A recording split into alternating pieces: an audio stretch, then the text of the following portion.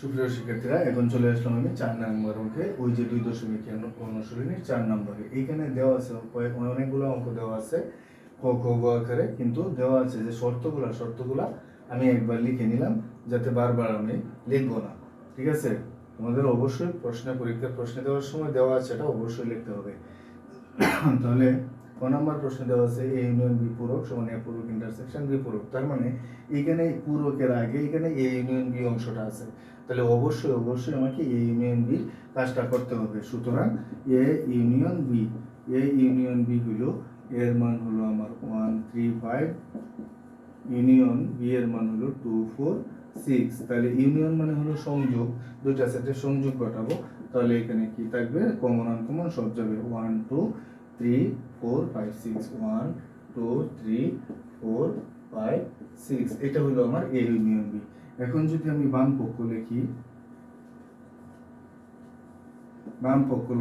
এ union B পূরক, তাহলে এ union B পূরক মানে হলো কত থেকে বাদ যাবে, সার্বিক সেট ইউ থেকে বাদ যাবে এ ইউনিয়ন বি। এই যে সার্বিক সেট ইউ থেকে এ ইউনিয়ন বি বাদ যাবে, তো সার্বিক সেট ইউ আমার কত মান আছে, 1 2 3 4 5 6 7, বাদ যাবে হলো আমার 1 2 3 4 5 6। তাহলে এই সবগুলো কমন উপাদান বাদ গিয়া 6 পর্যন্ত থাকবে শুধু 7। তাহলে এখানে আমার হলো 7। এইটা হলো আমি পাইলাম বাম পক্ষ। এখন তৈরি করতে হবে ডান পক্ষ।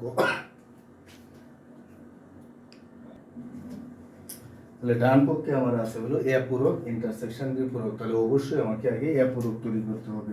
সুতরাং এ পূরক সমান ইউ ভাগ এ, তার মানে হলো ইউ হলো 1 2 3 4 5 6 7 ভাগ এ হইল 1 3 5 1 3 5। এখান থেকে যদি আমি বাদ দিই 1 3 5, তাহলে থাকবে আমার হলো 2 4 6 7, এগুলো থাকতেছে। আবার বি পূরক আমাকে নির্ণয় করতে হবে। বি পূরক হলো ইউ বাদ বি, তাহলে অনুরূপ হবে 4 5 6 7, এইখান থেকে বাদ যাবে হলো আমার বি এর মান হলো 2 4 6 2 4 6 এই, তাহলে থাকতেছে আমার 1 3 5 7। এখন আমাকে বাম পক্ষ লিখতে হবে। তাহলে আসো, আমি মান বের করেছি এ পূরকে এবং বি পূরক করে। এখন আমি ডান পক্ষে তাদের মান বসাবো। তাহলে ডান পক্ষে এটা হলো এ পূরক ছিল আমার 2 4 6 7 এবং ইন্টারসেকশন বি পূরক ছিল আমার 1 3 5 7, এটা ছিল বি পূরক। ইন্টারসেকশন যদি আমি করি, শুধু একমাত্র কমন আছে আমার এখানে 7। সুতরাং বাম পক্ষে ছিল আমার 7, ডান পক্ষে আছে 7। সুতরাং বা আমি লিখতে পারি বাম পক্ষ সমান ডান পক্ষ। এই যে প্রমাণিত, আমাকে বলছিল প্রমাণ করতে, আমি বাম পক্ষ সমান ডান পক্ষ ও নাম্বার অঙ্কটা প্রমাণ করেছি।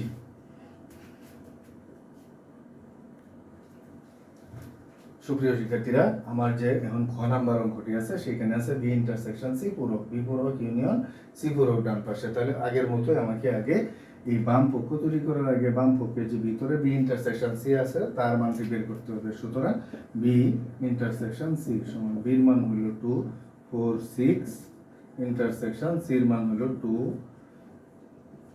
3 4 5 6 7। এইখান থেকে যদি আমার ইন্টারসেকশনে কমন আসবে 4 কমন আছে এবং 6 কমন আছে, তাহলে 4 এবং 6, এটা হলো আমার বি ইন্টারসেকশন সি। এখন আমি লিখব বাম পক্ষ সমান বি ইন্টারসেকশন সি পূরক, মানে হলো ইউ বাদ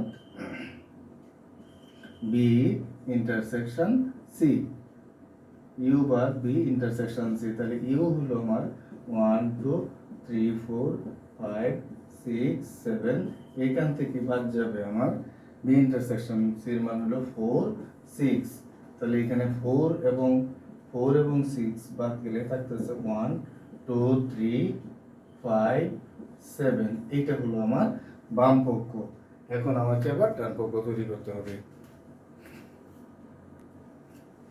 তো ডান পক্ষ তৈরি করার আগে আমাকে তৈরি করতে হবে বিপূরক। তাহলে বিপূরক মানে হলো ইউ বাদ বি।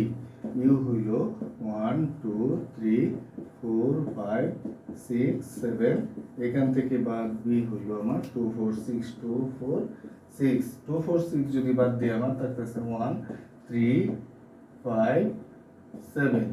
এই হলো আমার বিপূরক। সুতরাং সি পূরক আমার থাকতে হচ্ছে হলো ইউ বাদ সি। তাহলে ইউ এর মান হলো অনুরূপভাবে 2 3 4 5 6 7 বাদ সি হইল আমার 3 4 5 6 7 3 4 5 6 7। এখান থেকে যদি 3 4 5 6 7 বাদ দিই থাকতেছে হইল শুধু আমার 1 2। এখন আমি ডান পক্ষ তৈরি করব। এখন আমি 1 2,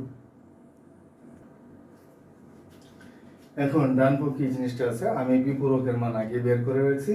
ঠিক আছে, বিপূরকের মান আগে বের করে রাখছি 1 3 5 7, এবং সি পূরকের মান আমি বের করে রাখছিলাম 1 2।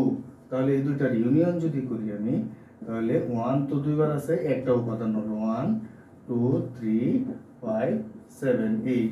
আমার বাম পক্ষে এই এসেছিল এটা, এখন আবার ডান পক্ষেও এই সেম জিনিস এসেছে। তাহলে সুতরাং আমি লিখতে পারি বাম পক্ষ সমান ডান পক্ষ প্রমাণিত। আশা করি বুঝতে পেরেছ বিষয়টি। যদি বারবার দেখো তাহলে অবশ্যই এখান থেকে তোমাদের ক্লিয়ার কনসেপ্ট নিতে পারবে। ধন্যবাদ।